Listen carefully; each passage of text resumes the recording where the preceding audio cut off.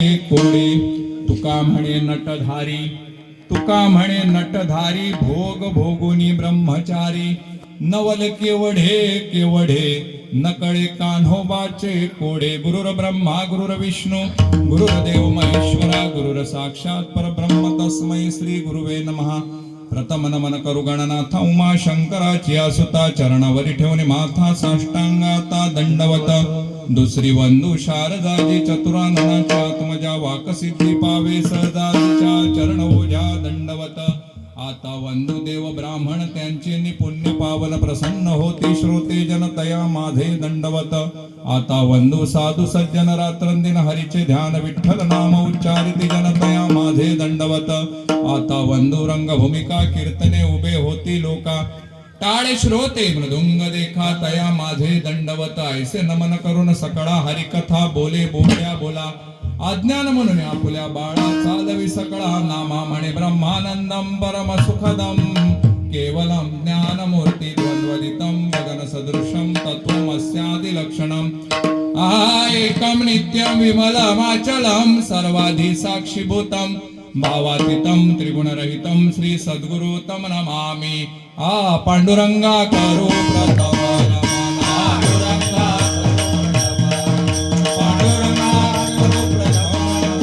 पांडुरंगा करू प्रथम नमन.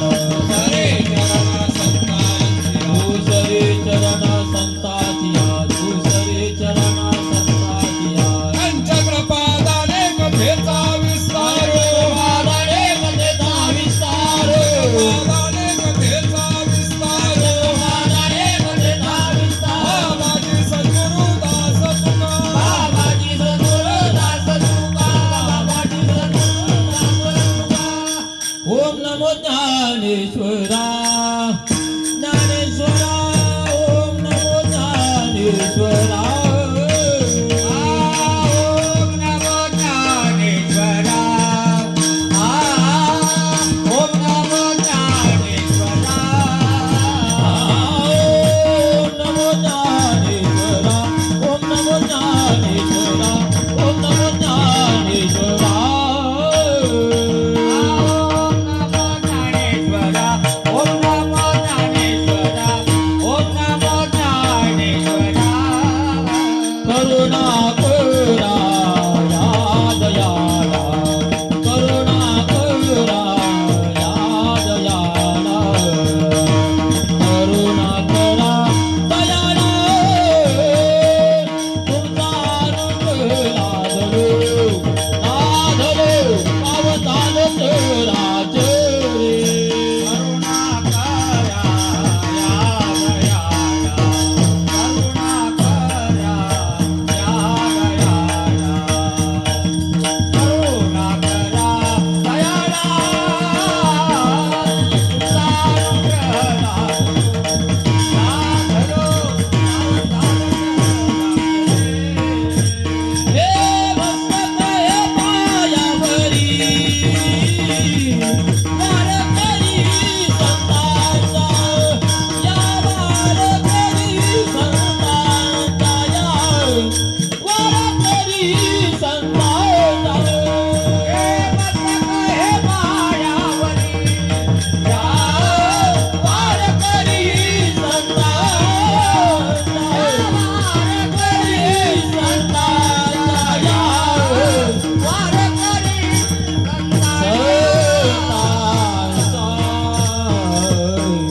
मस्तक हे पायावरी या वारकरी संतांच्या, अनंत ब्रह्मांडे उदरी. हरी हा बालक नंदा घरी, नवल केवढे केवढे नकळे कान्होबाचे कोडे.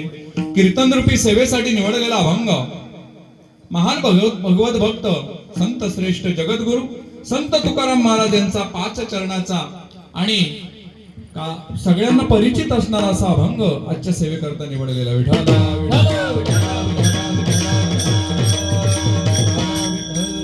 आजच्या निरूपणाला सुरुवात करण्यापूर्वी थोडासा परिहार द्यायचा, म्हणजे आपल्या तळेगावामध्ये चालू असणारा हा खंड हरिनाम सप्ताह आणि आजची सांगत्याची सेवा जी आहे ती काल्याची सेवा माझ्या वाट्याला आलेली आहे. काल आपला सप्ताह सुरू झाला मामांचं कीर्तन रात्री होतं आणि आज काल्याच्या कीर्तनानं खऱ्या अर्थानं या नामसप्ताहाची जी आहे ती काय होणार आहे तर सांगता होणार आहे. नदीचं अस्तित्व कुठपर्यंत, जोपर्यंत ती समुद्राला पोचत नाही तोपर्यंत. सोन्याला 16वा कस लागला की ते शुद्ध स्वरूपामध्ये समजलं जातं. देवळाचं कळसाचं काम पूर्ण झालं की देऊळ जसं पूर्णत्वास येतं. माऊलींची ओवी आहे, विठाला विठाला विठाला देवळाची या कामे कळसू उपरम गंगेसी सिंधू प्रवेशू की सुवर्ण शुद्धी कसू 16वा जैसा. देवळाचा कळस झाला की देवळाचं काम जसं पूर्णत्वास येतं तसं की सप्ताह किती दिवसाचा असू दे, वर्षाचा असू दे, 6 महिन्याचा असू दे, महिन्याचा असू दे, पण काल्याचं कीर्तन झाल्याशिवाय महाराज कुठल्याही नामसप्ताहाची सांगता होत नाही. म्हणून आजच्या कीर्तनाची किंवा आजच्या या सप्ताहाची सांगता जी आहे ती काल्याच्या कीर्तनानं होणार आहे. आणि तत्प्रसंगी आपल्या गावातील सर्व भाविक या ठिकाणी, माता माऊली, संत सज्जन सर्व या ठिकाणी उपस्थित आहेत. आपल्या वारकरी संप्रदायामध्ये 3 पद्धतीचा काला आपल्याला सांगितलेला आहे. पहिला काला सांगितलाय उपजोनिया पुढती येऊ काला खाऊ दही भात. पहिला काला सांगितलाय तो दही भाताचा काला सांगितलाय. आज आपण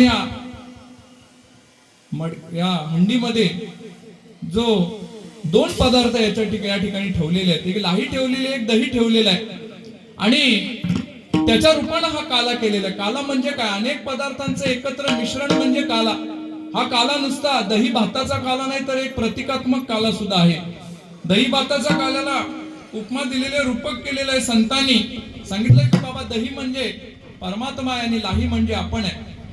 असंच जर कोणतेही पदार्थ खाण्याचा प्रयत्न केला लाही तर ती आपल्या घशामध्ये अडकण्याचा संभव असतो, पण लाही जर दह्याबरोबर खाल्ली तर दात नसलेला माणूस सुद्धा आरामात खाऊ शकतो. तसंच महाराज परमात्मा म्हणजे दही आहे आणि तुम्ही आम्ही म्हणजे लाही आहे. संसारामध्ये जगत असताना आपण जर असाच संसार केला तर मात्र आपण अडखळण्याची शक्यता असते. महाराजांचं प्रमाण आहे, दोन्ही पेवावरी ठेवू जाता पाय तात्काळ तो नाश. नाश सांगितलेला 2 ठिकाणी संसार आणि परमार्थ, दोन्ही ठिकाणी पाय ठेवायला गेलं तर पाय घसरण्याचा संभव आहे. महाराज सांगतात की कुठेतरी एका ठिकाणीच लक्ष द्या. म्हणून संसारामध्ये आपण पाय घसरण्याचा संभव असतो, पण परमात्म्याला जर तुम्ही आम्ही धरून राहिलो तर मात्र तुम्हाला मोक्ष पदापर्यंत जाता येतं. म्हणून हा प्रतिकात्मक असा हा दही आणि लाह्याचा काला सांगितलेला आहे. उपजोनिया पुढती येऊ काला खाऊ दही भात.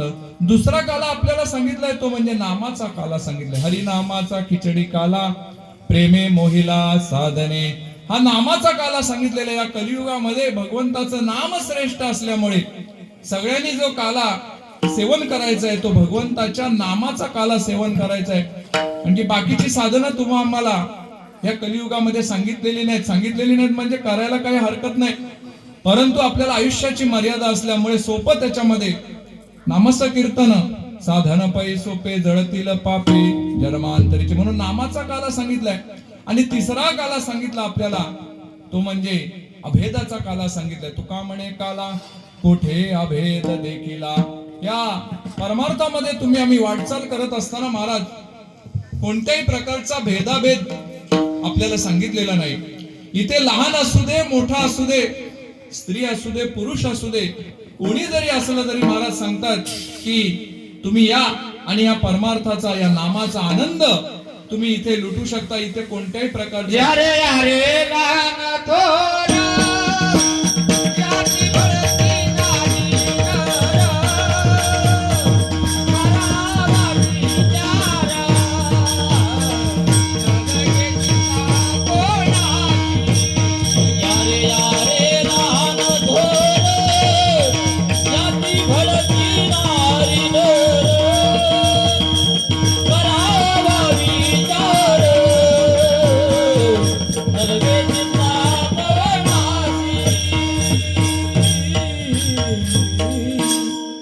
नाही लहान थोर याती भलती नारी नर न करावा विचार न लगे चिंता कवणाशी. महाराज सांगतात की बाबा या ठिकाणी कुणी या आणि आनंद घेऊन जा. खटनट यावे शुद्ध होऊन जावे, दवंडी फिटवीत फिटवीत असे भावे चोखा मेळा.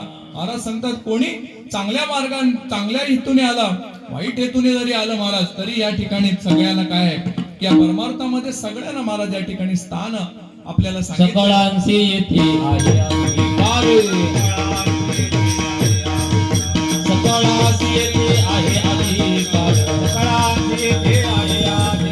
कलियुगी उद्धार हरीच्या नावे, कलियुगी उद्धार हरीच्या नावे, कलियुगी उद्धार हरीच्या नावे. सकळांसी येथे आहे अधिकार, सकळांसी येथे आहे अधिकार. कलियुगी उद्धार हरीच्या नावे, कलियुगी उद्धार हरीच्या नावे. सकळांसी येथे आहे अधिकार, सकळांसी येथे आहे अधिकार. कलियुगी उद्धार हरीच्या नावे, कलियुगी उद्धार हरीच्या नावे. सकळांसी येथे आहे अधिकार, कलियुगी उद्धार हरीच्या नामे. म्हणून नामाचा काला आहे सांगितलाय आणि अभेदाचा काला महाराज सांगितलाय. आजच्या कीर्तनासाठी बंधन असं आहे महाराज की भगवान श्रीकृष्णाने जे चरित्र केलं त्या चरित्राचं उच्चारण आज करायचं आहे. भगवंताचं चरित्र त्याच्या आयुष्यामध्ये अनेक ठिकाणी देवाने चरित्र केलेली आहेत महाराज. याचे चरित्र ते उच्चारावे, केले देवे गोकुळे, केले देवे गोकुळे, केले देवे गोकुळे. चरित्र ते उच्चारावे, केले देवे गोकुळे, केले देवे गोकुळे, केले देवे गोकुळे. चरित्र ते उच्चारावे, चरित्र ते उच्चारावे, चरित्र ते उच्चारावे, चरित्र ते उच्चारावे.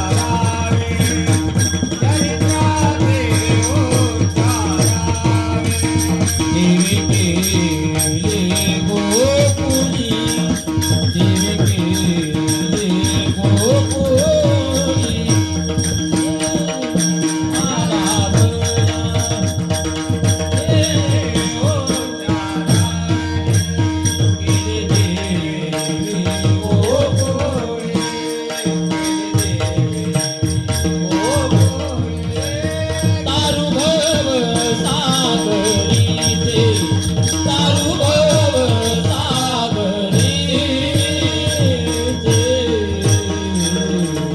चरित्र ते उच्चारावे, केले देवे गोकुळे. भगवंताने अनेक चरित्र या ठिकाणी त्याच्या आयुष्यामध्ये केले. 125 वर्षाचं आयुष्य भगवान श्रीकृष्णाला लाभलं. त्याच्यामध्ये त्याने मथुरेमध्ये चरित्र केलं, त्याने वृंदावनामध्ये चरित्र केलं आणि गोकुळामध्ये चरित्र केलं. पण संतांनी सांगितलं बाबा रे, बाकी या दोन चरित्राचं आपल्याला काल्याच्या कीर्तनामध्ये उच्चारण जे करायचं आहे ते फक्त गोकुळात केलेल्या चरित्राचंच या ठिकाणी काय करायचंय ते उच्चारण करायचंय. अंशात्मक या भागवतामध्ये शुकाचार्यांनी 24 अवतार सांगितले.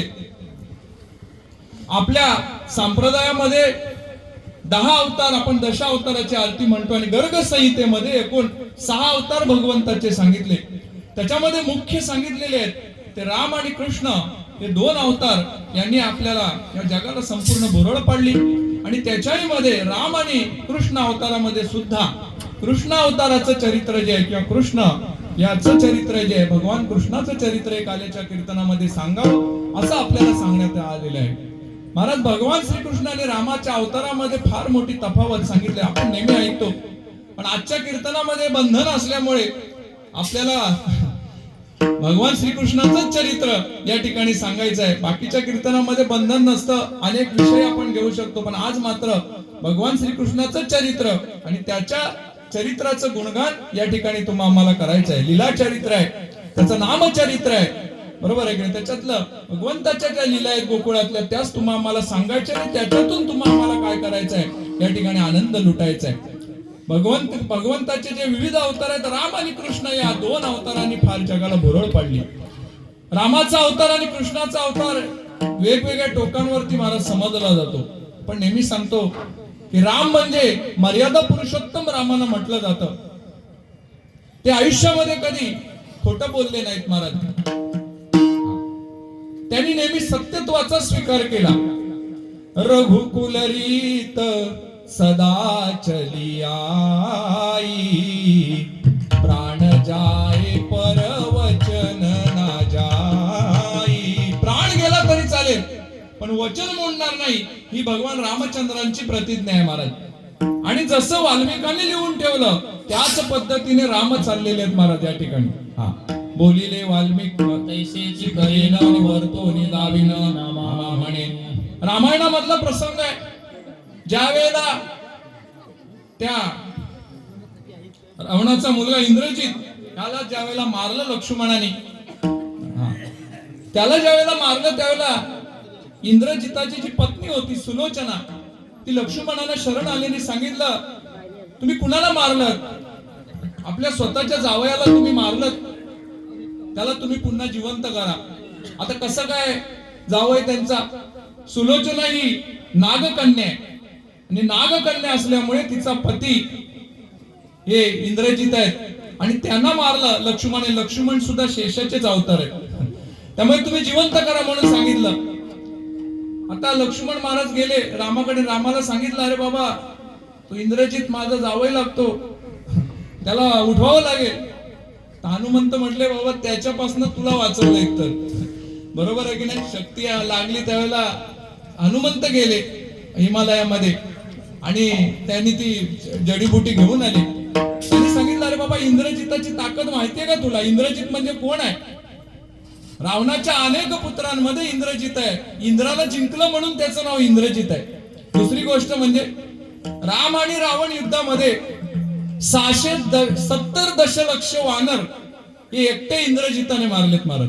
म्हणजे तो किती पराक्रमी असेल. आणि त्याला उठवायचं म्हणतो तू, आणखीन गेलाय तो, जाऊ दे त्याला.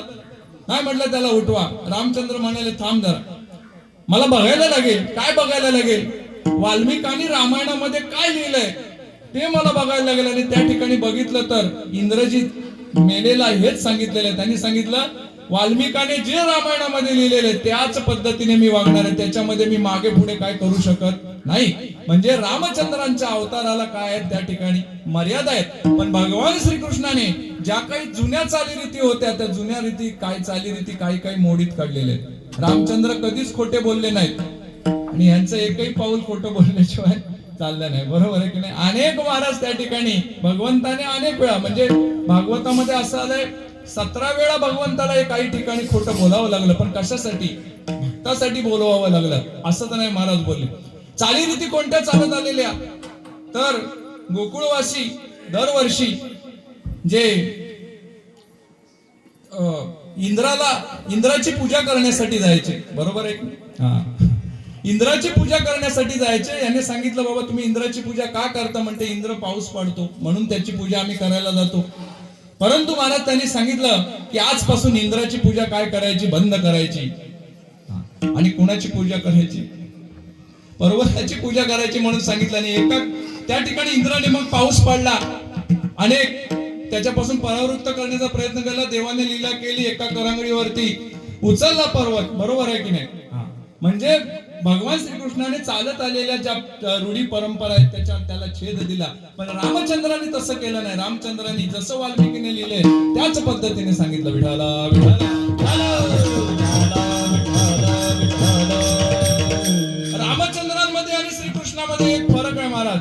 आपला विठेवरचा जर पांडुरंग बघितला तर तो समान पायाने उभा आहे, बरोबर आहे की आपण अभंग म्हणतो, समचरण दृष्टी विठेवरी साजिरी तेथे माझे हरी वृत्तीराव, बरोबर आहे. भगवंताचे दोन्ही पाय हे समान आहेत. का समान आहेत? त्याने सांगितलं की या कलियुगामध्ये कोणी जरी आलं, चांगले आले वाईट आले, महाराज मी सगळ्यांचा उद्धार करणार म्हणून दोन्ही पाय देवाने कसे ठेवलेत? समान ठेवलेले आहेत. पुंडलिकाने तसा वर देवाकडून मागून घेतला. रामचंद्रांचे जर पाय बघितले तर ते सतत वनवासामध्ये चालून चालून त्यांचा एक पाय पुढे आणि एक पाऊल कसं आहे? मागे आहे. आणि भगवान श्रीकृष्णाचा जर तुम्ही पाऊल बघितलं तर तो पाऊल कसा आहे? एक पाय सरळ आणि एक पाय वाकडा आहे. त्रिभंगा देवडा आपण त्याला म्हणतो. तो 1.5 पायावरती उभा आहे. आता चरित्रकाराने असा भाव लिहिलाय त्याच्या पाठीमागे की देव दीड पायावर का उभा आहे. तो सरळ पाय जो ठेवलाय तो कशासाठी ठेवलाय, जे माझ्याकडे सरळ मार्गाने येतील त्यांच्यासाठी तो सरळ पाय ठेवलेला आहे. आणि वाकडा पाय कशासाठी ठेवलाय, जे छाती फुगवून येतील, माझ्यासारखं ह्या जगामध्ये कोण नाही असं ज्याला वाटेल त्याच्या पेकाटात लाद घालण्यासाठी तो कसा ठेवलेला आहे, वाकडा ठेवलेला आहे. जर संतांच्या प्रमाणामध्ये जर बोलायला लागलं तर सरळ पाय कुणासाठी ठेवलेला आहे, भक्ता राखे पायापाशी. आणि वाकडा पाऊल कुणासाठी ठेवलंय, दुर्जनाशी सौहारी, दुर्जनाशी सौहारी,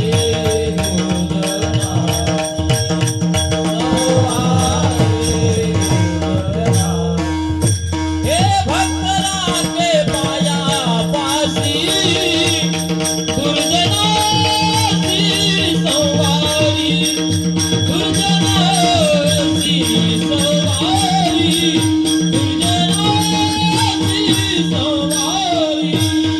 राखे पायापाशी, दुर्जनाची सवारी, दुर्जनाची सवारी, दुर्जनाची सवारी. या पुढे बाहेर सगळ्यांनी या या पुढे मागं मागं नको. विठ्ठल विठ्ठल, विठ्ठल. विठ्ठल विठ्ठल विठ्ठल. कुंडलिक वरद हरी विठ्ठल, श्री ज्ञानदेव तुकाराम पंढरीनाथ भगवान की जय. हरी ज्ञानेश्वर महाराज की जय. विठ्ठल विठ्ठल विठ्ठल विठ्ठल विठ्ठल विठ्ठल विठ्ठल विठ्ठल. या दोन अवतारामध्ये तुम्ही आम्हाला तफावत सांगितलेली आहे. रामाचा अवतार सांगितलाय आणि दुसरा म्हणजे कृष्णाचा अवतार सांगितलाय. म्हणून आजच्या दिवशी जर आपल्याला चरित्र कुणाचं सांगायचं असेल तर ते भगवंताचं या ठिकाणी चरित्र सांगायचं आहे. तुकाराम महाराजांच्या या अभंगाचा थोडासा भाव बघू आणि आपण आपल्या भगवंताचं चरित्र सांगू. महाराज तुकाराम महाराज सांगतात की भगवंताचं रूप कसं आहे, अनंत ब्रह्मांडे उदरी. अरे अनंत हा जो शब्द आहे त्या शब्दाचा अर्थ असा होतो ज्याला आदि मध्य आणि अंत नाही त्याला महाराज काय म्हणतात, अनंत म्हणतात. बरोबर आहे की नाही. म्हणून संतांच्या काही अभंगामध्ये देवाला त्रिवार सत्यता दिलेली आहे. सत्य तू, सत्य तू, सत्य तू विठ्ठला. म्हणजे काय महाराज, देव कालही सत्य होता, आजही सत्य आहे आणि भविष्यामध्ये सुद्धा तो काय राहणार आहे, सत्यच राहणार आहे. म्हणून त्याला 3 वेळा महाराज त्या ठिकाणी सत्यता दिलेली आहे. तसं तुमचा आमचा आपल्याला सत्यता दिलेली नाही महाराज. काल आपण महाराज जिवंत राहिलो ही देवाची कृपा आहे म्हणून. आज राहू काय भरोसा नाही आणि उद्याचा तर नाहीच आहे. म्हणून सत्य हा जो शब्द आहे तो भगवंतासाठी लागला म्हणून सत्यता त्याला दिलेली आहे. अनंत रूप म्हणजे भगवंताचे जे आहे त्या रूपाला सीमा नाही आहे महाराज. त्या रूपाला कुठल्याही प्रकारचं मोजमाप नाही. विठ्ठल जळी स्थळी भरला, त्रेता ठाव नाही उरला. भगवंत कुठे महाराज या सृष्टीच्या कणाकणामध्ये आपल्याला भगवंताचं व्यापक रूप त्या ठिकाणी दिसतं. तसं बघायला गेलं तर भगवंत हा काय सांगितलेला आहे तर तो निर्गुण निराकार सांगितलेला आहे. त्याला रंग नाही, रूप नाही आणि कोणत्याही प्रकारचा आकार सुद्धा भगवंताला त्या ठिकाणी. रंग नाही, रूप नाही, नाही निरव छाया, निराकार निर्गुण तू हे रघुराया. त्याला रंग नाही पण तो रंगरूपामध्ये जर कोणी आणला तर तो संतांनी आमच्या आणला. आला नावा रूपाबले करुणी हरे हरे दासी, करुणिया हरे हरे दासी, करुणिया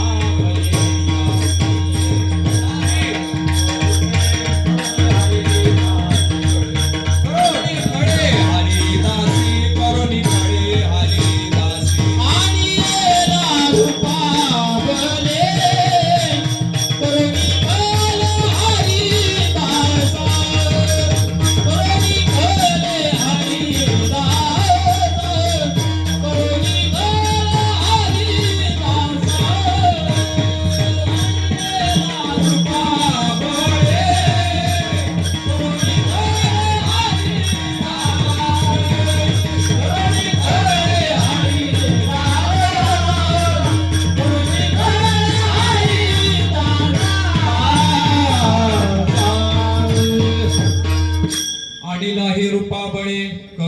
नकळे हरिदासी सांगितलं त्याला बाबा किंवा आला नावा रूपा तुका म्हणे झाला सोपा. तो सोपा कशाला झाला महाराज? तो नावा रूपाला आला ज्यावेळेला त्याचं सगुण रूप आम्ही बघायला लागलो, मूर्तीचं रूप ज्यावेळेला बघितलं त्यावेळेला खऱ्या अर्थानं तो काय झाला, त्याला आपण अनेक नावं त्या ठिकाणी महाराज दिले. अनंत हे जे नाव आहे ते विष्णू सहस्त्र नामावली मधलं एक नाव आहे महाराज. आपण तुकाराम महाराजांचा नाटाचा अभंग नेहमी म्हणतो, बरोबर आहे की नाही? श्री अनंता मधुसूदना पद्मनाभा नारायणा जगद व्यापका जनार्दना अनंत अविनाशा. ते अनंत जे नाव आहे ते भगवंताचं विष्णू सहस्त्र नामावली मधलं एक नाव भगवंताचं त्या ठिकाणी आहे. तो जळीस्थळी भरलेला आहे. प्रल्हादाला ज्यावेळेला हिरण्यकश्यपूने विचारलं तू देवाचं सारखं नाव घेत असतोस, आज तुझ्या देवाला ठेवत नाही म्हटलं, कुठे आहे तुझा देव? त्याने म्हटलं बाबा हा जो प्रश्न तुम्ही विचारला तो प्रश्नच मुळात चुकीचा आहे. कुठे आहे देव हे विचारू नका, कुठे नाही आहे देव हे विचारा. विठ्ठला जळीस्थळी भरला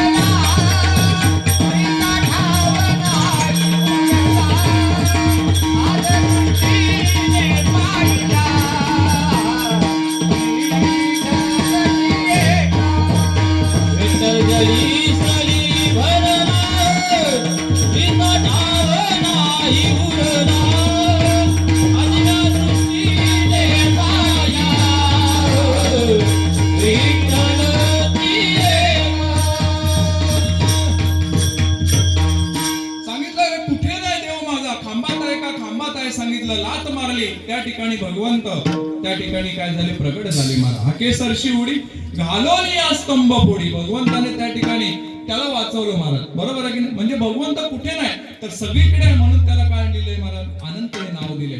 या ब्रह्मांडाची ज्यावेळेला रचना भगवंताने केली, एक ब्रह्मांड म्हणजे केवढं आहे सांगितलंय महाराज. आपण ज्या पृथ्वीवरती राहतो ती पृथ्वी ब्रह्मांडामध्ये फक्त एका तांदळापेक्षा सुद्धा छोटी आहे असं सांगितलंय महाराज.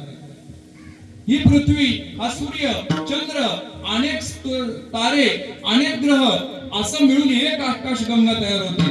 आणि अशा हजार आकाशगंगा ज्यावेळेला त्या पूर्ण सृष्टीमध्ये आहेत त्याने मिळून काय होतं, एक ब्रह्मांड होतं महाराज. त्याला विचारतात ना काही लोक, बाबा रे चंद्रावरती माणूस गेला, तुम्ही तर सांगता की वरती नरक आहे, स्वर्ग आहे, पण माणसाला जाताना कुठे दिसलं नाही. त्याला उत्तर द्यावं लागतं, बाबा रे तू आतापर्यंत एकाच चंद्रावरती पोहोचलायस, असे वरती किती चंद्र आहेत तुला माहिती आहे का? बरोबर आहे ना? असंख्य चंद्र आहेत, असंख्य पृथ्वी आहेत, असंख्य सूर्य त्या ठिकाणी, आणि त्याने मिळून काय सांगितलेलं आहे, ब्रह्मांड सांगितलेलं. 14 भुवन 21 स्वर्ग हे वरती सांगितलेले आहेत आणि सप्त पाताळ खाली सांगितलेले आहेत. आतळ, वितळ, तळातळ, रसातळ आणि पाताळ हे खालचे 7, वरती 21 स्वर्ग, त्याच्यावरती 14 भुवन असं मिळून काय सांगितलेलं आहे महाराज, एक ब्रह्मांड सांगितलेलं आहे. आणि एवढे ब्रह्मांड फक्त कुणाच्या पोटामध्ये, तो भगवंताच्या पोटात आहे. आणि तो कुठे? अभंगाच्या पहिल्या चरणात.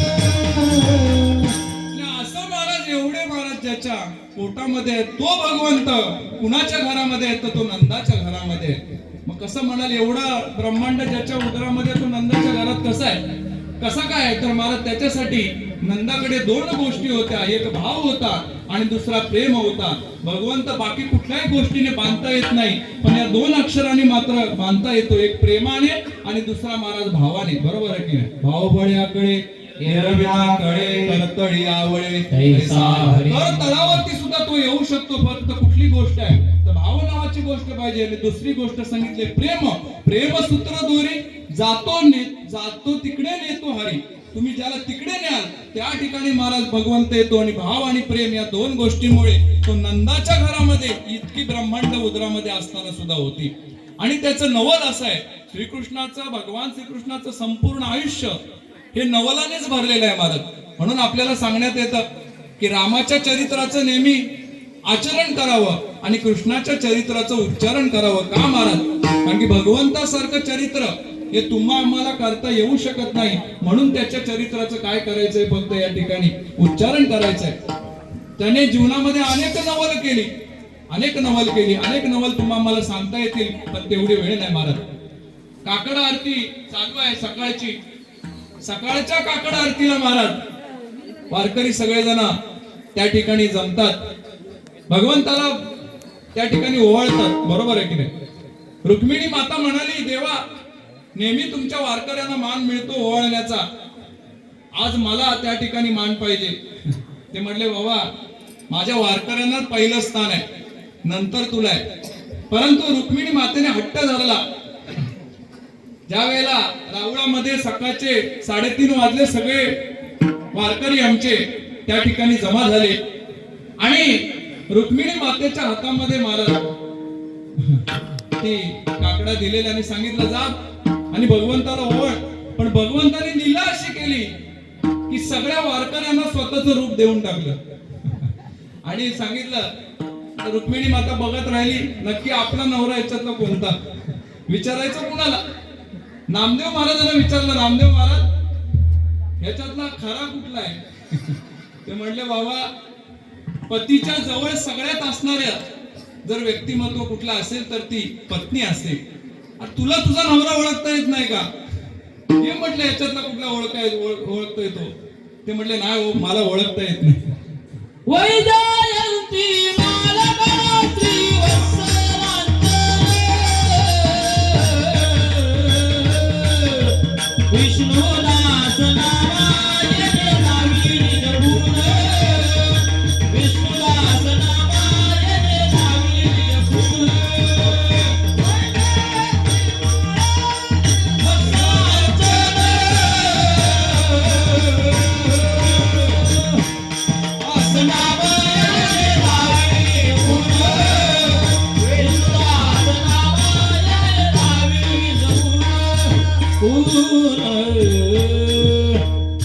लाजले गे माया कवना ओवाळू, जिकडे पाहावे तिकडे चतुर्भुज गोपाळू.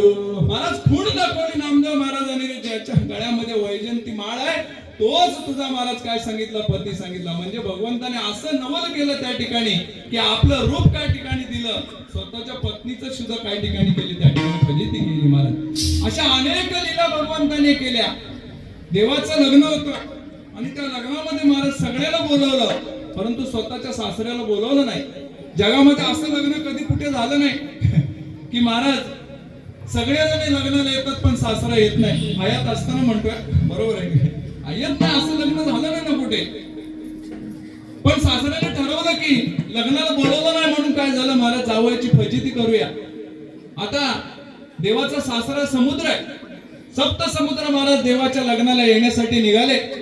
पाठीमागून जोरात समुद्राचा आवाज यायला लागला. बृहस्पतीने लग्न लावायला घेतलं देवाचं आणि ज्यावेळेला सरसर आवाज यायला लागला त्यावेळेला पाठच्या उभ्या असणाऱ्यांनी देवाला वर्दी दिली, देवा तुमचं लग्न या ठिकाणी फसणार आहे. का फसणार आहे? तुमचे सासरे जे आहेत ते सगळं वराड घेऊनच येत आहेत. समुद्र पाठीमागून महाराज यायला लागला. देवाला असं समजलं की अजूनपर्यंत माझ्या सासऱ्याला माझ्या प्रगतीची माझ्या सामर्थ्याची प्रचिती अजून आली नाही. विठाला विठाला विठाला विठाला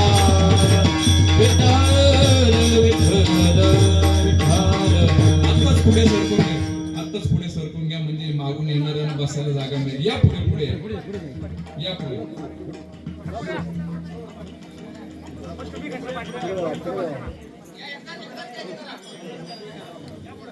लागला त्यावेळेला देवाने ठरवलं की आपल्या सासऱ्याला आपल्या सामर्थ्याची प्रचिती आली नाही, म्हणून महाराज देवाने काय केलं की स्वतःच्या अंगावरचा एक रोम उपटला आणि त्याच्यामध्ये सप्त समुद्राचं पाणी एका रोमामध्ये घेतलं महाराज. म्हणजे काय महाराज, किती मोठं नवल केलं, बरोबर आहे की नाही? असे अनेक नवल देवाचे सांगता येते, परंतु तो नवल करणारा जो आहे कुठे आहे तो नंदाच्या घरात आहे. नवल केवढे केवढे न कळे कान्होबाचे कोडे. महाराज भगवंताचं जे कोड आहे ते जगामध्ये अजूनपर्यंत कुणाला समजलं नाही. मी नेहमी सांगत असतो महाराज, भगवान श्रीकृष्णासारखा राजकारणी या जगामध्ये अजूनपर्यंत तरी कोणी झालेला नाही महाराज. जगात 5 राजकारणी महत्वाचे होऊन गेले, त्याच्यामध्ये पहिला नंबर जो लागतो तो भगवान श्रीकृष्णाचा लागतो. 1 नंबर भगवान श्रीकृष्ण आहे, 2 नंबरला कनक ऋषी आहेत, 3 नंबरला महाराज त्या ठिकाणी आर्य चाणक्य आहेत आणि आर्य चाणक्य आहेत, त्याच्यानंतर विदुर आहेत आणि 5 नंबरला छत्रपती शिवाजी महाराज आहेत. 5 जणांचं राजकारण अजूनपर्यंत कुणाला कळलं नाही. भगवान श्रीकृष्ण कोणत्या वेळेला कोणतं कोण करतील हे अजूनपर्यंत सांगितलं नाही महाराज. दुर्योधनाला सांगितलं मी 4च युक्तीच्या गोष्टी सांगेन. दुर्योधन म्हटला मला तुझी गरज नाही, पण अर्जुन म्हटला मला गरज आहे. 4च युक्तीच्या गोष्टी सांगितल्या, परंतु महाराज अख्खं महाभारताचं युद्ध त्यांच्या बाजूने करून टाकलं, बरोबर आहे की नाही? म्हणजे नवल केवढे केवढे न कळे कान्होबाचे कोडे. पृथ्वी जेने तृप्त केली त्यासी यशोदा भोजन घाली. जो पृथ्वीचा महाराज रक्षण करत आहे, ज्याच्यामुळे तुमच्या आमच्या मुखामध्ये अन्न जातं, तो भगवान श्रीकृष्ण. म्हणून मराठी शाळेमध्ये आम्ही असताना ज्या वेळेला जेवायला दुपारची मधली सुट्टी व्हायची त्यावेळेला आपले गुरुजी नेहमी आवर्जून आपल्याला काय सांगायचे की ज्याच्यामुळे आपल्याला भोजन मिळतं त्याचं एक वेळ काय करा, सगळ्यांनी स्मरण करा. वदनी कवळ घेता नाम घ्या श्री हरीची, सहजावन होता नाम घेता फुगाचे.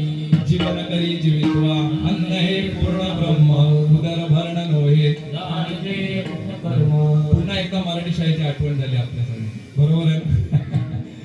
म्हणजे देवाचं नामस्मरण का करावं महाराज, त्याच्यामुळे आपल्याला मिळतं की नाही जेवण. आणि देवाचं नामस्मरण केल्यानंतर मुखामध्ये जाणारा जो घास आहे तो पवित्र विचारांनी आपल्या मुखामध्ये जातो. म्हणून पूर्वीच्या काळामध्ये किंवा आताही काही जण म्हणत असतील की देवाचं भगवंताचं नामस्मरण करावं आणि त्याच्यानंतर काय करावं महाराज, अन्न ग्रहण करावं, बरोबर आहे की नाही? मग तो देव ज्याला सगळ्या जगाचं ज्याला पालन पोषण करतो त्या देवाला कडेवरती घेऊन यशोदा काय करते महाराज, त्या ठिकाणी जेवण बनवते, बरोबर आहे की नाही? पृथ्वी जेने तृप्त केली त्यासी यशोदा भोजन घाली. विश्वव्यापक कमळापती त्याशी गवळणी कळी घेतली. महाराज सांगतात की बाबा तो विश्वव्यापक आहे, जो या सृष्टीमध्ये सामावणारा सुद्धा नाहीये, बरोबर आहे? वामनाने अवतार घेतला, 2 पावलं भगवंताने अख्खं ब्रह्मांड व्यापून टाकलं, 3रं पाऊल कुठे ठेवू बाबा? कारण की पाय ठेवायला जागाच राहिला नाही मला. डोक्यावरती पाय ठेवत सांगितलं, तुका म्हणे बळी जीव दिला पायातळी. शेवटी डोक्यावरती पाय ठेवला आणि त्याला पाताळामध्ये घातलं. म्हणजे तो विश्वाला व्यापून असणारा भगवंत, परंतु महाराज तो कुणासाठी लहान झाला, गवळणींसाठी काय झाला, त्या ठिकाणी लहान झाला. असं सांगतात. त्या राधेच्या घरामध्ये महाराज भगवंत गप्पा मारत बसले होते. तर राधेने त्यांना सांगितलं, आता आपला विषय परमार्थाला धरूनच आहे पण बोलून जातो महाराज. तर कृष्ण आणि राधा या 2 नावांची आपल्या लोकांनी जेवढी वाताहत केली ना तेवढी बाकीच्यांनी कुणीच केली नाही महाराज, बरोबर आहे? कुठे करतात काय करतात ते आपल्या सगळ्यांना माहिती आहे. पण मला एवढंच सांगायचं आहे, विज्ञानाच्या दृष्टीने पण सांगतो आणि मानसशास्त्राच्या दृष्टीने पण सांगतो, भगवंत गोकुळामध्ये फक्त 12 वर्षाचे असेपर्यंत राहिलेत महाराज. आणि 12 वर्षाच्या मुलामध्ये कोणत्याही प्रकारची काम वासना किंवा वाईट भावना नसते. आपल्याला सांगतात ना, आम्ही तुम्हाला शास्त्र आधारे पटवून देतो आणि नको ती गाणी कृष्ण आणि राधेवरून बोलली जातात महाराज. तेवढं अध्यात्म आणि तेवढं शास्त्र या ठिकाणी सोपं नाहीये, बरोबर आहे की नाही? देव त्या ठिकाणी बसले होते, लहान मुलाचं रूप आहे. राधेने सांगितलं, देवा असं नको, मला जरा मोठा होऊन दाखवतो. देव त्या ठिकाणी, देवाला काय महाराज कठीण आहे. मोठे झाले देव आणि गप्पा मारायला लागले, दरवाजा बंद आहे. आता थोड्या वेळाने तर राधेचा जो पती आहे तो बाहेरून आला, दरवाजा बंद आहे आणि आपल्या घरामध्ये मोठ्या माणसाचा कोणाचा तरी आवाज येतोय. कुणाला सहन होईल महाराज? आवाज मारत त्या ठिकाणी दार ठोकवायला सुरुवात केली. दार उघड म्हणून. आता ती घाबरली. पूर्वीच्या काळचे दिवस आहेत महाराज. तिने सांगितलं देवा आता लहान हो. त्याने सांगितलं माझ्या गुरुने फक्त मला मोठा व्हायचंच मंत्र शिकवलंय, लहान व्हायचं शिकवला. तू कशाला सांगितलं मला मोठा हो, आता मी लहान होणार नाही. शेवटी देवाचे पाय पकडले, शरण गेली आणि शरण गेल्यानंतर देव काय झाले त्या ठिकाणी लहान झाले महाराज त्या ठिकाणी. बरोबर आहे की? तो आला आतमध्ये, बघितलं कुणाशी गप्पा मारत होती, म्हटलं आपल्या राजाचा मुलगा आहे, नंदाचा मुलगा आहे. हा, मग त्याचा राग त्या ठिकाणी उतरला महाराज. म्हणजे एवढा मोठा असणारा विश्वव्यापक देव, पण विश्वव्यापक कमळापती ते गौडनित्यासी कडे घेती. आणि महाराज सांगतात की एवढा मोठा भगवंत आहे, त्याने किती लग्न केली? 16 सहस्त्र. बरोबर आहे की? एवढे लग्न करून सुद्धा हा काय म्हणतो अभंगाच्या शेवटच्या चरणात, तुकावरे नटधारी, तुकावरे नटधारी, तुकावरे नटधारी,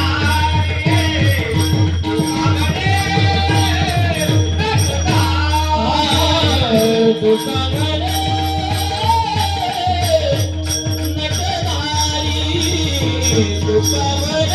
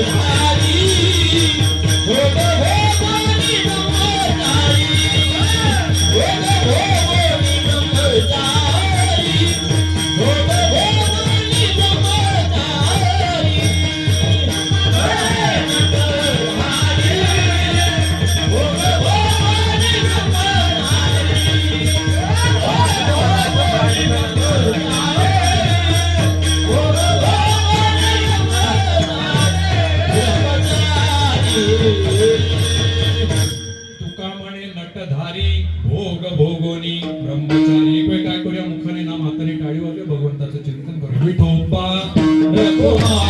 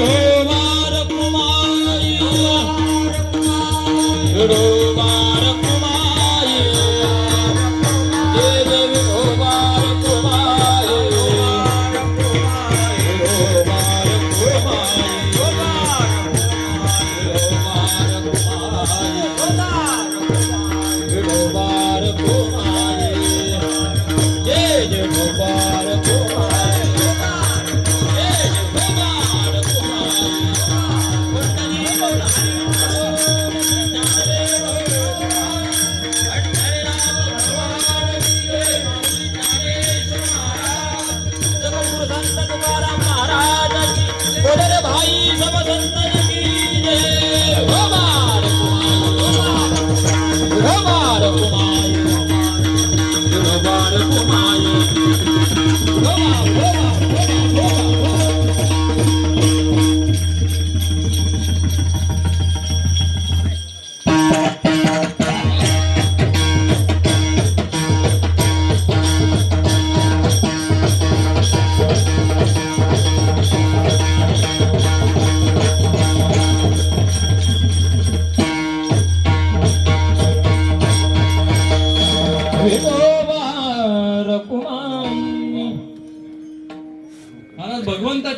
चरित्राचं उच्चारण आपल्याला करायचं आहे.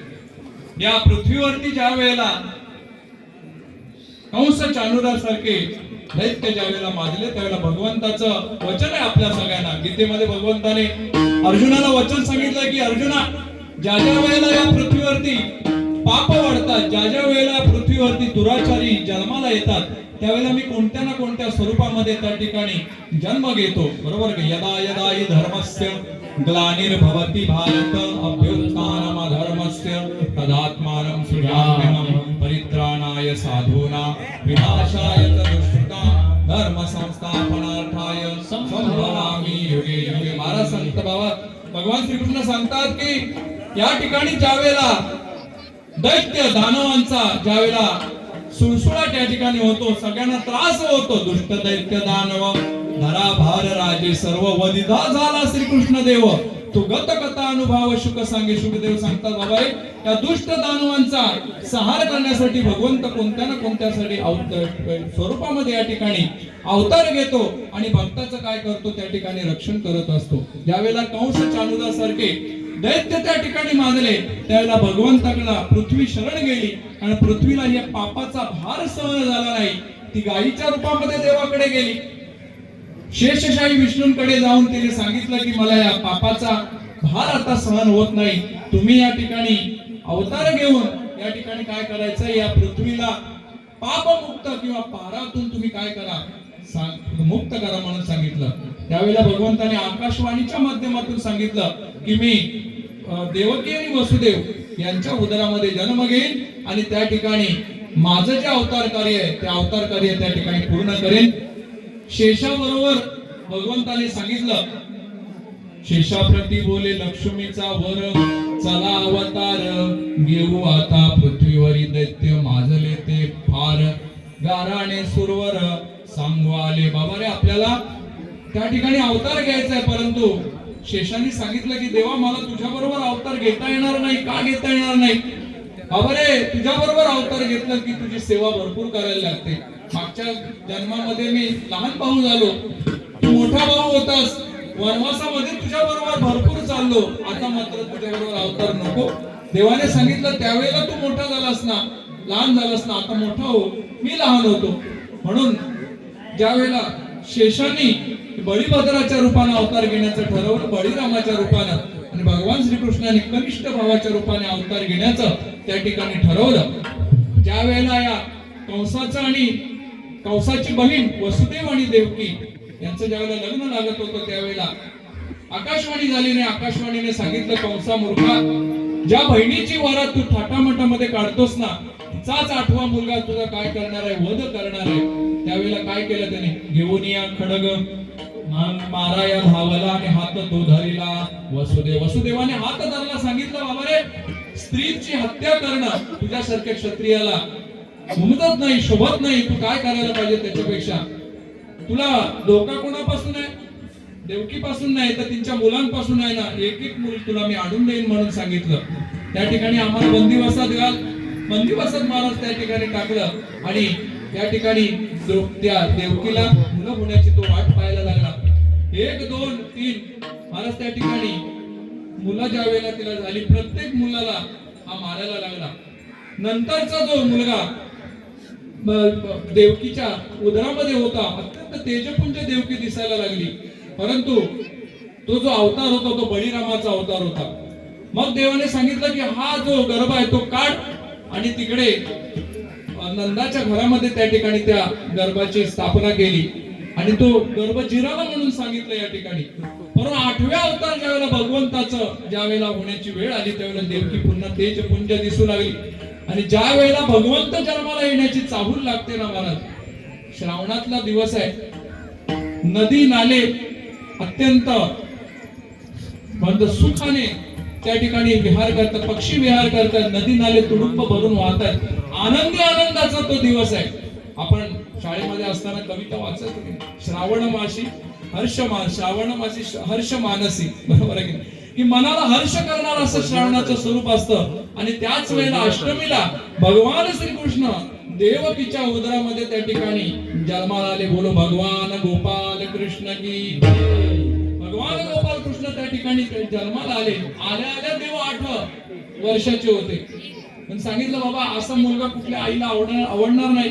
आल्या 8 वर्षाचा देव मला तुला अशा स्वरूपामध्ये बघायचं नाही. मग सांगितलं मला तुला लहान स्वरूपामध्ये बघायचं आहे. देव स्वतः लहान झाले. आता त्या ठिकाणी त्यांना बेड्या घातलेल्या होत्या.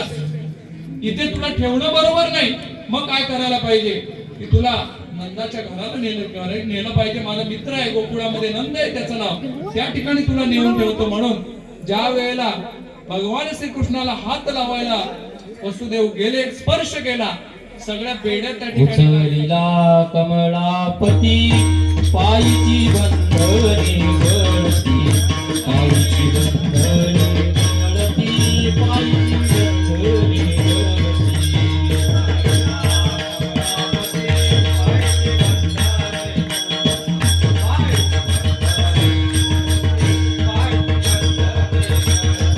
उचलिला कमलापती, उचलिला कमलापती,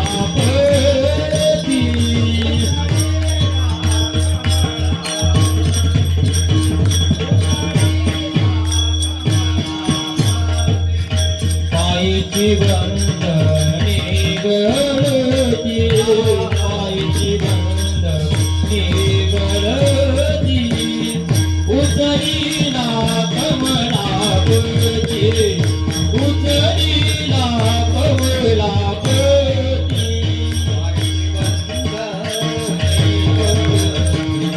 पायची बंधने गळती, उचलिला कमलापती, उचलिला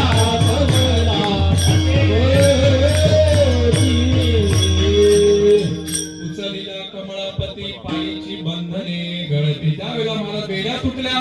भगवंताला टोपलीमध्ये घेतलं आणि ज्यावेळेला ते वसुदेव निघाले, असं वर्णन आहे भागवतामध्ये की भरपूर पाऊस त्या ठिकाणी पडतोय, विजा चमकतायत, यमुनेला दुथडीत यमुना भरून वाहते. आता भाव असा लिहिलाय भक्तांनी त्याच्या पाठीमागे की देवाचं दर्शन घेण्याचं प्रत्येकालाच महाराज त्या ठिकाणी इच्छा झाली. म्हणून ते पावसाला सुद्धा वाटलं की देवाचं दर्शन घ्यावं, त्या चमकणाऱ्या विजांना सुद्धा वाटलं भगवंताचं दर्शन घ्यावं, आणि त्या यमुनेला सुद्धा वाटलं देवाचं दर्शन घ्यावं. म्हणून त्याच्या पायाला हात लावण्यासाठी ती यमुना जी आहे ती पूर तिला चाललेला आहे आणि मोठी दुथडी भरून वाहते. वसुदेवाने त्या यमुनामध्ये प्रवेश केला. भगवान श्रीकृष्ण डोक्यावरती आहेत, जवळजवळ नाकापर्यंत ज्यावेळेला पाणी जायला लागलं, आता आपल्या वडिलांच्या नाकातोंडात पाणी जाणार आहे, त्यावेळेला देवाने बघितलं, त्यावेळेला देवाने आपला पाय बाहेर काढलेला आहे आणि त्यांनी ज्या वेळेला वरती पायाचा तो अंगठा त्या ठिकाणी लावला आणि ते जो पूर जो आहे तो पूर त्या ठिकाणी काय झाला, ओसरला. पूर चढला चाट त्याने लाविला अंगुष्ट, अंगुष्ट लावल्याबरोबर तो पुराचं पाणी खाली ओसरलं. त्या ठिकाणी वसुदेव भगवान श्रीकृष्णांना घेऊन त्या ठिकाणी गेले. कुठे गेले? गोकुळामध्ये गेले.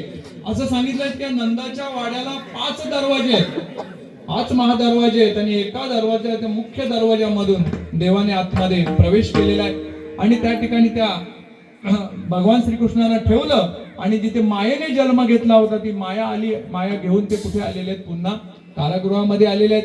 तिथे जी मुलगी त्या ठिकाणी जन्माला आली असं सांगितलं की त्याच्या द्वारपालाने, बाबा रे तुम्हाला देवाने खोटं सांगितलं, मुलगा जन्माला आला नाही, 8वा मुलगी जन्माला आली.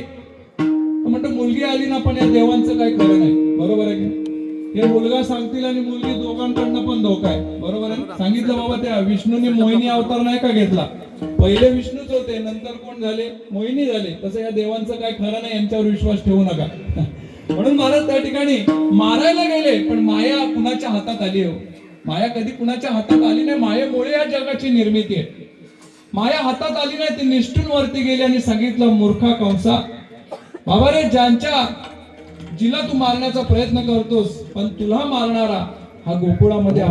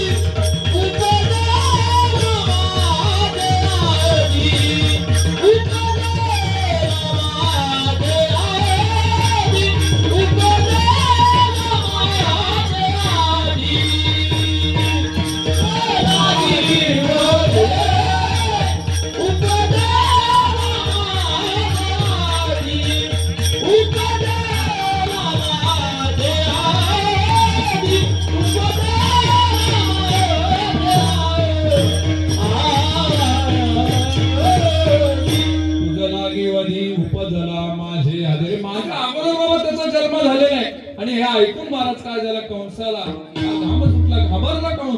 या ठिकाणी ज्या वेळेला सकाळचं चित्र असं आहे की भगवान श्रीकृष्ण त्या ठिकाणी जन्माला आलेले आहेत, रडायला सुरुवात केली, भरपूर रडायला महाराज त्या ठिकाणी ज्या वेळेला देवाने सुरुवात केली त्यावेळेला त्या काही दासी यशोदेच्या त्या ठिकाणी आलेल्या, त्यांनी सांगितलं की बाबा उठ लवकर, की तुझ्या घरामध्ये मुलगा जन्माला आलेला आहे, त्यामुळे तू उठायचं आहे. उठली त्यावेळेला बघितलं की त्यावेळेला भगवान श्रीकृष्ण त्या ठिकाणी त्यांचा जन्म झालेला होता, रडत होते. आणि सगळ्या गोकुळामध्ये या ठिकाणी काय झालं महाराज, आनंदी आनंद झाला. गोकुळीच्या सुखा अंतभार नाही, लेखा बाळकृष्ण नंदा घरी आनंदल्या नरनारी. महाराज त्या ठिकाणी नंद जे आहेत ते नंद म्हणजे गोकुळातले प्रमुख आहेत. नंद हे कुणाचं नाव नाही महाराज, नंद ही उपाधी आहे. ते राजा आहेत ज्यांच्याकडे 9 लाख गायी आहेत, म्हणून त्यांना नंद ही उपाधी मिळालेली आहे. नंद म्हणजे कुणाचं नाव नाही तर ती उपाधी आहे. आणि नंद हे त्या गोकुळाचे प्रमुख आहेत आणि त्यांना महाराज हा भगवान श्रीकृष्णासारखा मुलगा त्या ठिकाणी झाला, म्हणून अख्ख्या गवळणीला त्या ठिकाणी काय झाला महाराज, आनंद झाला. गवळण म्हणती गवळण आणि पुत्र झाला यशोदेवा. म्हणती गवळणीला पुत्र झाला यशोदेवा.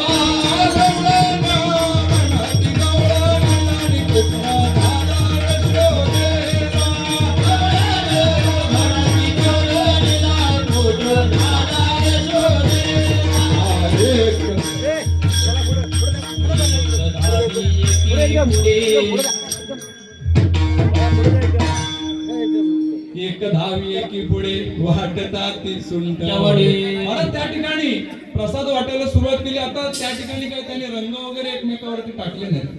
आता गोकुळामध्ये काय असणार, दही दूध लोणी एकमेकांवरती टाकून त्यांनी आनंद त्या ठिकाणी काय झाला महाराज साजरा केला. आणि अत्यंत गोकुळामध्ये त्या ठिकाणी सगळ्यांना आनंद झाला. त्यावेळेला नंदाने भरपूर लोकांना दान धर्म केले. त्या ठिकाणी महाराज वस्त्राचं दान दिलं महाराज, त्या ठिकाणी काही धनाचं दान दिलं. सगळ्यांना आनंदी आनंद झाल्यामुळे दान धर्म केल्यामुळे गोकुळामध्ये भगवान श्रीकृष्ण त्या ठिकाणी विराजमान झालेले आहेत. परंतु इकडे कंसाला मात्र असं वाटलं की आपला शत्रू त्या ठिकाणी जन्माला आलेला आहे, मग त्याला मारलं पाहिजे महाराज, बरोबर आहे. शत्रूला मारलं पाहिजे, मग काय केलं पाहिजे, त्याने सगळ्या आपल्या असुर लोकांची सभा त्या ठिकाणी घेतली. विढाला विढाला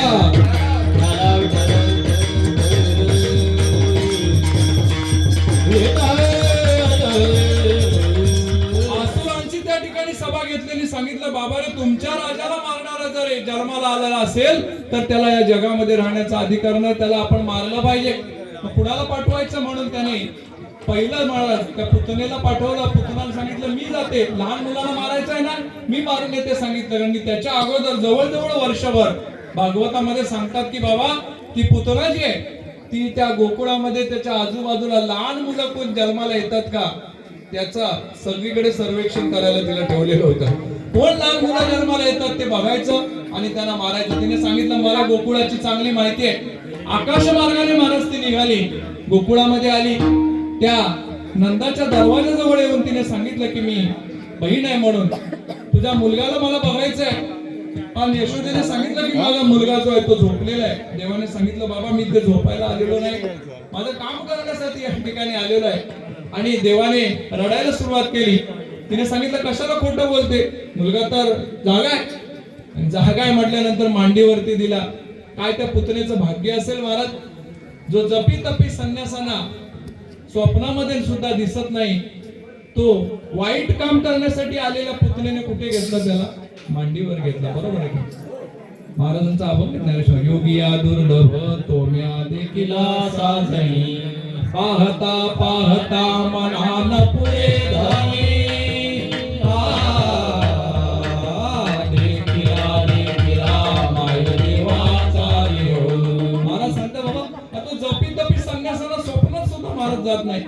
तो वाईट काम करण्यासाठी आलेला पुतणेला मात्र त्याने कुठे घेतलं, त्याला मांडीवर घेतलं. काय त्या पुतणेचं मागच्या जन्माचं महाराज त्या ठिकाणी पुण्य होतं. तर बळीची ही मुलगी सांगितली आहे. ज्यावेळेला भगवान वामन अवतारामध्ये घेतला आणि देवाचं त्या रूप बघितलं वामनाचं, तिला असं वाटलं की मला याच्यासारखा जर सुंदर मुलगा झाला ना तर मी याला काय करेन, दूध पाहिजे असं सांगितलं. तर देवाने सांगितलं तुझी इच्छा मी 8व्या अवतारात पूर्ण करेन. पण ज्या वेळेला बळीला पाताळामध्ये घातला त्यावेळेला तिने असं सुद्धा म्हटलं की असा जर मुलगा माझ्या पोटी जन्माला आला असताना तर मी याला विष घालून मारलं असतं. देव म्हटलं ही पण तुझी इच्छा मी पूर्ण करेन. म्हणजे पुतना आली होती ती विष लावून आली होती महाराज. आणि दूध पाजायला ज्या वेळेला घेतलं देवाला, पहिलं महाराज देवाने दूध प्यायला, डोळे बंद केले त्या ठिकाणी. अनेक महाराज भक्तांनी त्याच्यावरती चरित्रामध्ये भाव लिहिलेला आहे, देवाने कशासाठी डोळे बंद केले. तर एक महाराज त्याच्यातला भाव सांगतो कशासाठी बंद केले. तर या जगावरती ज्यावेळेला आघात झाला त्यावेळेला भगवान शंकरांनी हलाहल घेऊन या जगाचं रक्षण केलं, वर विष घेऊन. मग त्या भगवान शंकरांना नमस्कार करण्यासाठी देवाने काय केलं, त्या ठिकाणी डोळे बंद केले आणि भगवान शंकरांना प्रार्थना केली की देवा हे जे विष आहे ते पचवण्याची ताकद मला द्या. आणि म्हणून भगवान शंकरांना त्या ठिकाणी नमस्कार केला. दूध ओढायला सुरुवात केली आणि त्याच्यानंतर ज्या वेळेला महाराज रक्त ओढायला सुरुवात केली त्यावेळेला त्या पुतणीने तिचं मूळ स्वरूप त्या ठिकाणी प्रकट केलं. त्यावेळेला ती म्हणजे ते म्हणतात की पूर्ण व्यापक स्वरूपामध्ये त्या ठिकाणी ती उभी राहिली. फार उंच, म्हणजे कितीतरी योजना तिची उंची होती असं वर्णन आहे त्याच्यामध्ये. देवाने त्या ठिकाणी महाराज पुतण्याला मारलं त्यावेळेला देवाचं वय किती होतं, तर 6 दिवसांचं फक्त महाराज त्या ठिकाणी वय होतं. विठ्ठला विठ्ठला.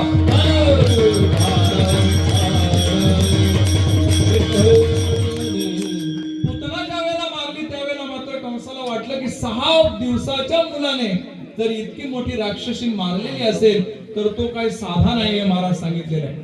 आता आपण वाचत नाही पण पुढचा राक्षसाने सांगितलं काय घाबरू नका, म्हटले मी जातो म्हणून. ब्राह्मणाचा वेश धारण केला आणि तो आला आणि त्याने काय केलं महाराज त्या ठिकाणी मी भविष्य सांगणार म्हणून सांगितलं. नंदाला सांगितलं की तुझ्या घरामध्ये मुलगा जन्माला आलेला आहे आणि त्याचं भविष्य मी सांगतो. नंदाने त्याला बसायला पाठ दिलेला आहे, पोती ठेवायला पंचांग ठेवायला पाठ दिला आणि सांगितलं सांगा माझ्या मुलाचं भविष्य. देवाने पाळण्यातून सांगितलं बाबा जगाचं भविष्य मी लिहितो, माझा कोण हा भविष्य सांगायला आलाय.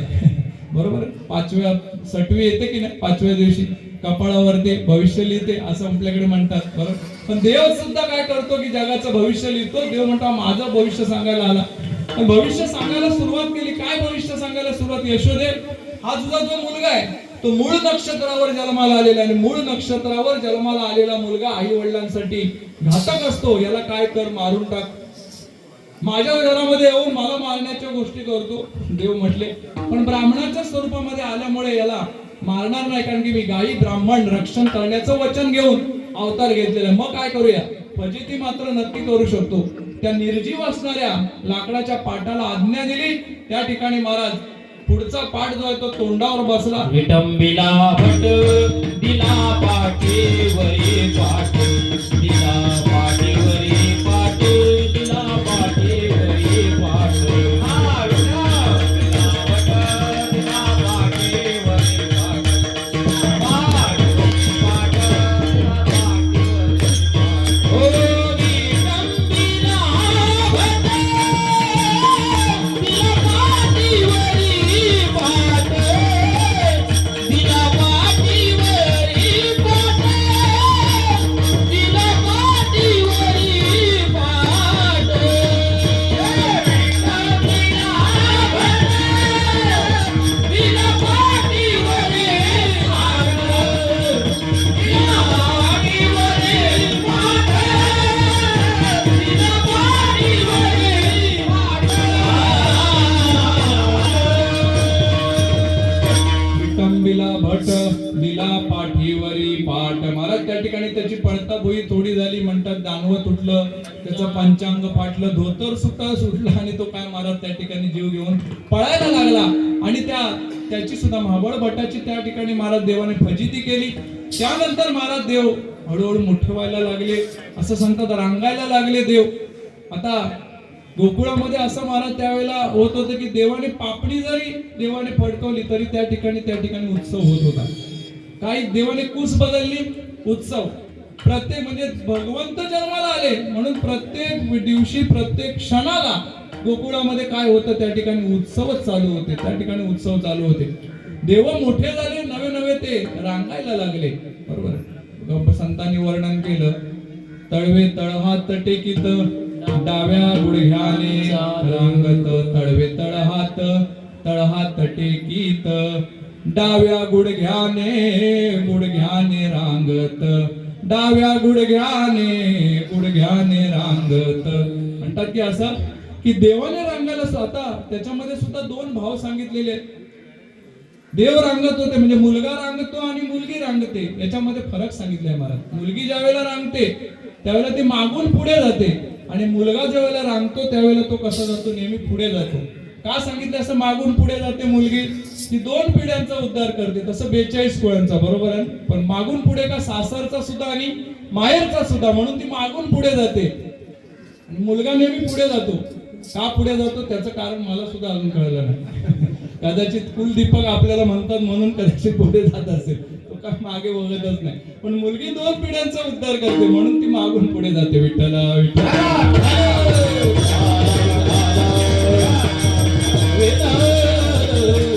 महाराज गर्ग मुनी त्यांचे पुरोहित सांगितले दोघांची नावं ठेवलेत. मोठ्यांचं नाव ठेवलं संकर्षण बळीभद्र बळीराम आणि लहानाचं नाव ठेवलं काय महाराज भगवान श्रीकृष्ण म्हणजे कृष्ण म्हणजे कोण चित्ताला आकर्षित करणारा म्हणून त्याला सांगितलेलं आहे महाराज त्या ठिकाणी कृष्ण हे नाव दिलेलं आहे. भगवान ज्यावेळेला मोठे व्हायला लागले त्यावेळेला त्यांनी काय ठरवलं की बाबा सगळे सवंगडी त्या ठिकाणी देवाने गोळा केले. मग वाकड्या असेल पेंड्या असेल बोबड्या असेल सुदाम असेल सगळे समाजातली जी व्यंग आहे त्या व्यंगाची लोक त्याने काय केले त्या ठिकाणी एकत्र केली आणि सांगितलं बाबा रे तुम्ही असे रोडावलेले का दिसता.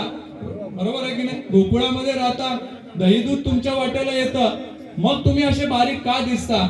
मग काय करायचं देवाला सांगितलं देवा दही दूध आमच्याकडे येतं पण बाबा ते जातं कुठे मथुरेमध्ये जातं आम्हाला ते मिळत नाही. मग काय करायला पाहिजे आपण चोऱ्या केल्या पाहिजेत आणि खऱ्या अर्थानं ते चौर्य कर्म जे आहे चोऱ्यांचं कर्म जे आहे तेच खऱ्या अर्थानं तेच चरित्र आपल्याला या कीर्तनामध्ये सांगावं असं संतांनी सांगितलंय.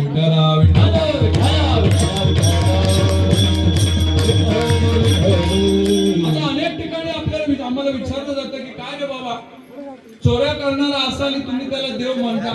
चोऱ्या करणारा कुठे देव असतो का आणि देवाने चोऱ्या कशाला केल्या तर त्यांनी सांगितलं त्याचं उत्तर असे महाराज देवाने चोरी त्याच घरामध्ये गेली की ज्या घरामध्ये भक्ती चालू आहे ज्या घरामध्ये नामस्मरण चालू आहे त्याच घरामध्ये देवाने चोरी केली.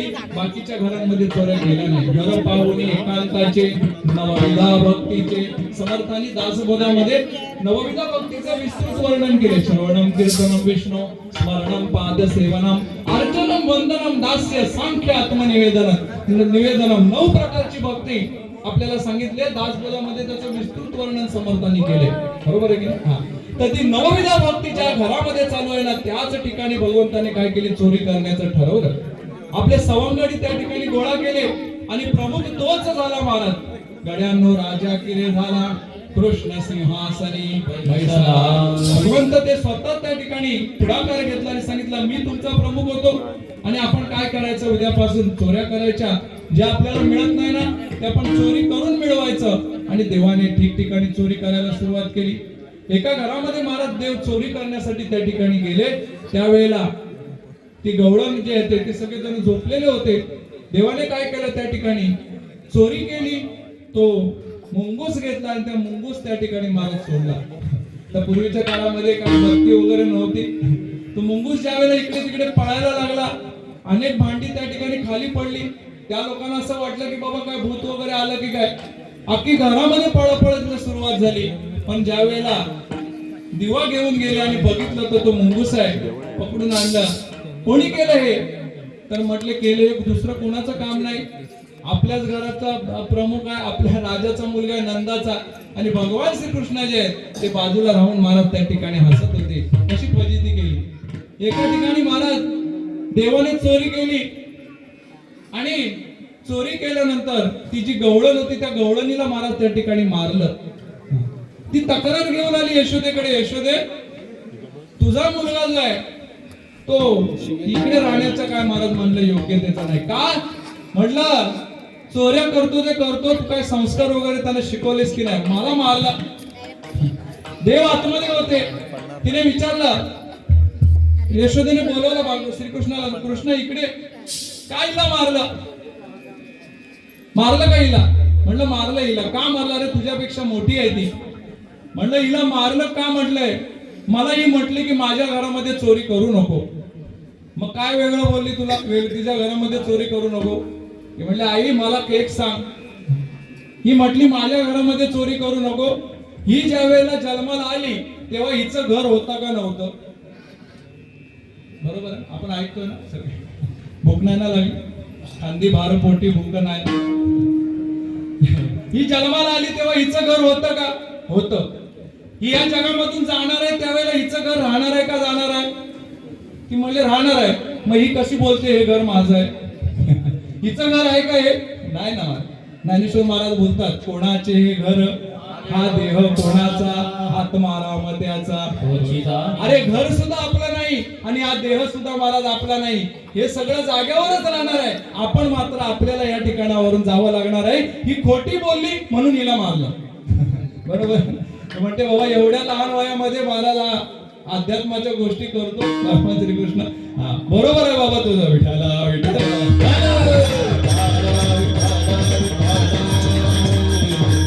देवाने अनेक घरामध्ये त्या ठिकाणी चोऱ्या केल्या महाराज. असं चोरी करत जात असताना एक वेळ भगवान श्रीकृष्णाला एका हिने पकडलं महाराज.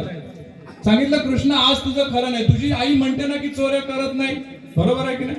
कुठली आई म्हणेल की माझ्या मुलाने चोरी केली? कुठल्या आईला आवडेल तरी का की तुमचा मुलगा चोर आहे असं म्हटलं तर आवडेल का? नाही महाराज, नाही ना आवडणार. बाई सगुण गुणाचं बाळ गे बाळ, सगुण गुणाचं बाळ, बाळ दिसतंय गोजिरवाण गे बाळ दिसतंय गोजिरवाण.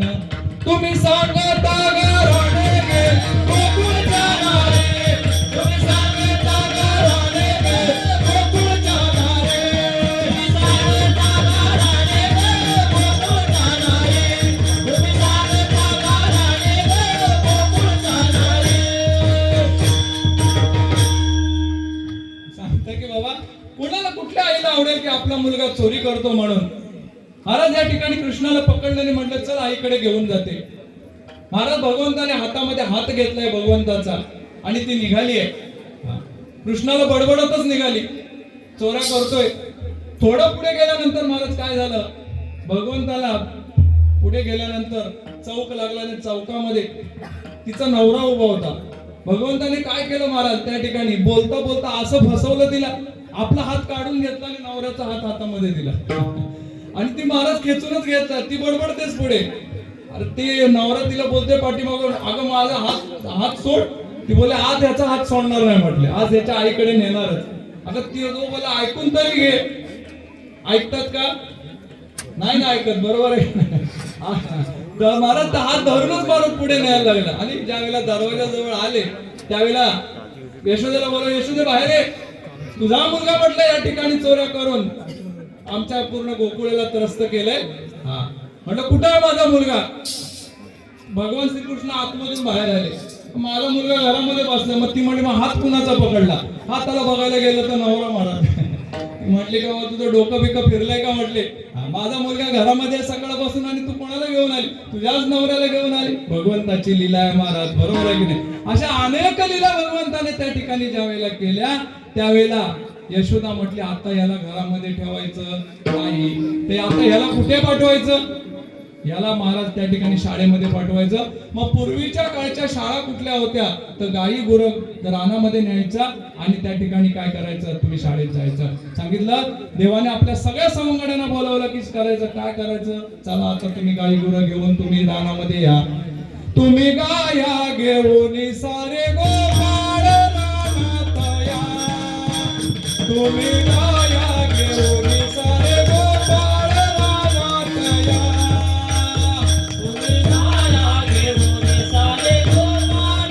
या.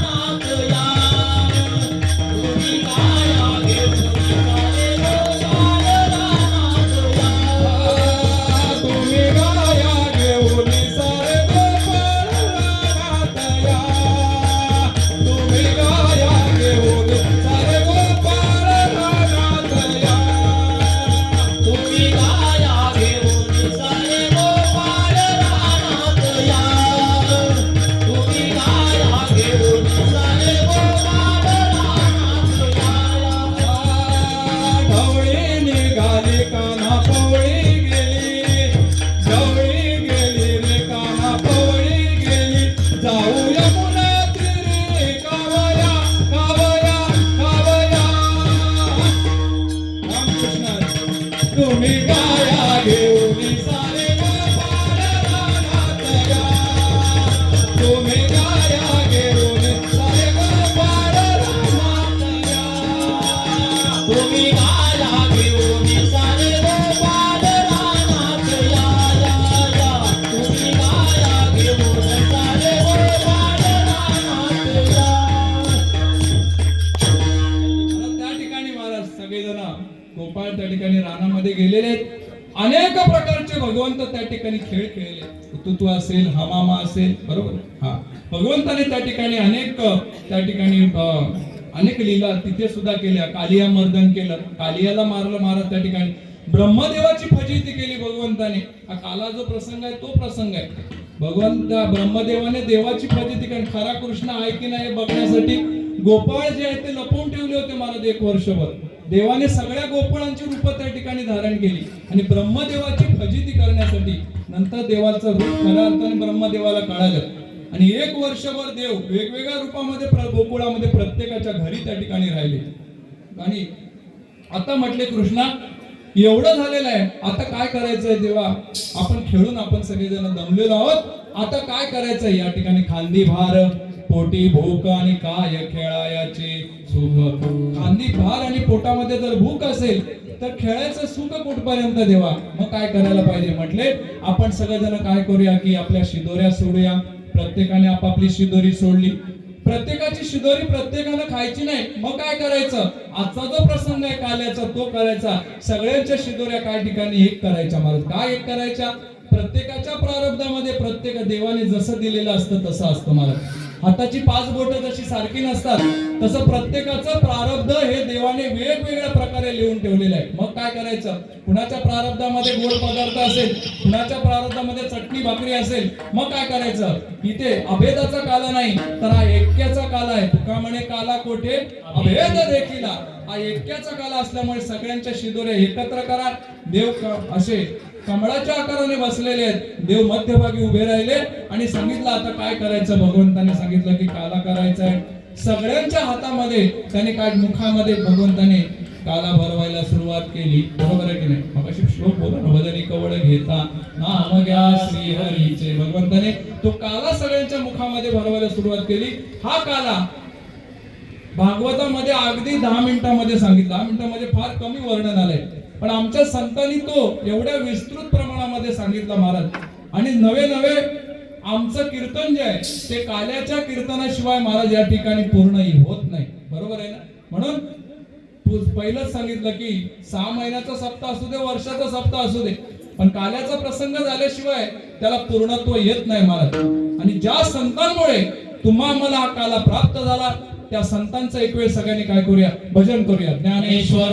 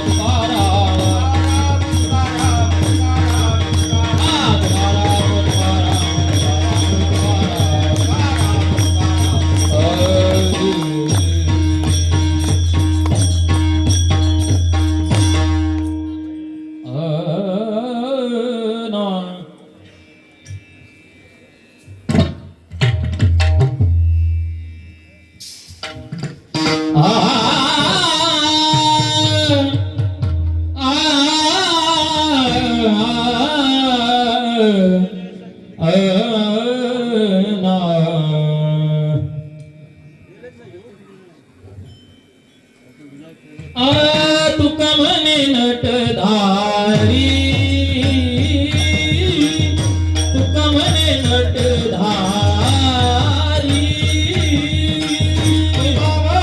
तुका म्हणे नटधारी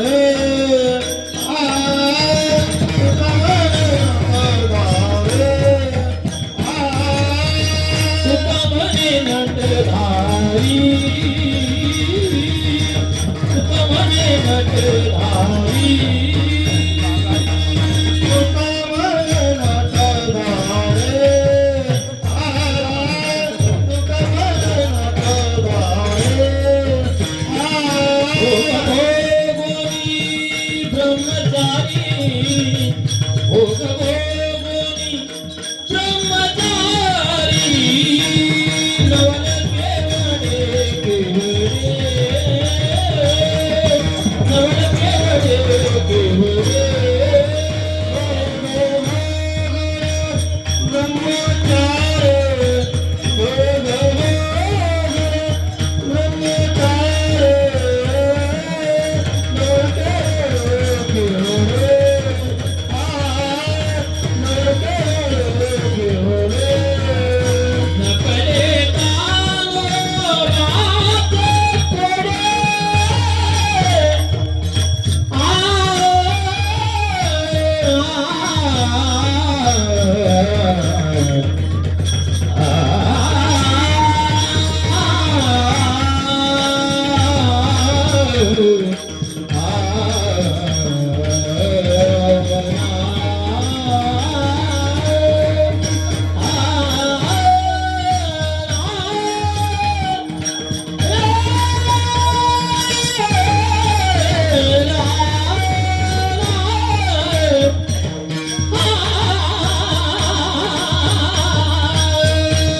नकले गान वाचे कोडे नकले गान वाचे कोडे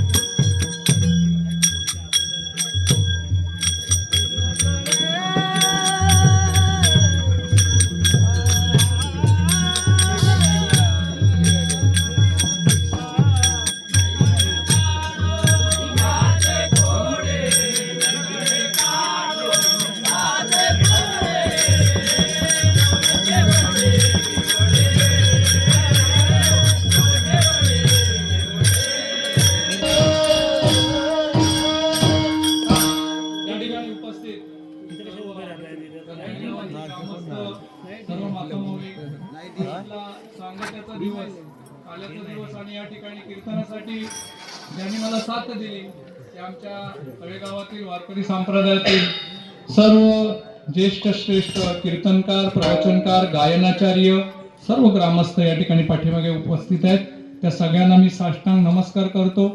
समोर बसलेले सर्व संत सज्जन, माता माऊली यांच्या चरणी नतमस्तक होतो. या मंडळाचे अध्यक्ष, उपाध्यक्ष, सचिव या सगळ्यांनी मला या ठिकाणी कीर्तनाची संधी दिली. मी त्यांचा आभार मानतो.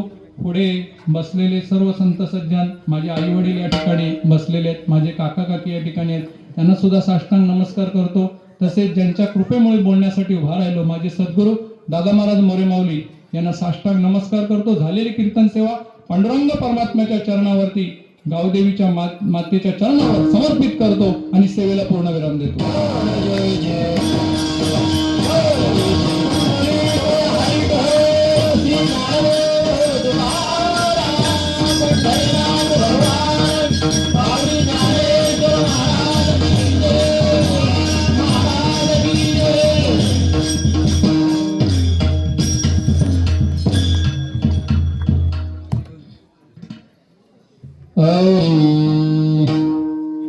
शिंके लावियले बुरे होतो तिघांचे देवरे, होतो तिघांचे देवरे, होतो तिघांचे देवरे,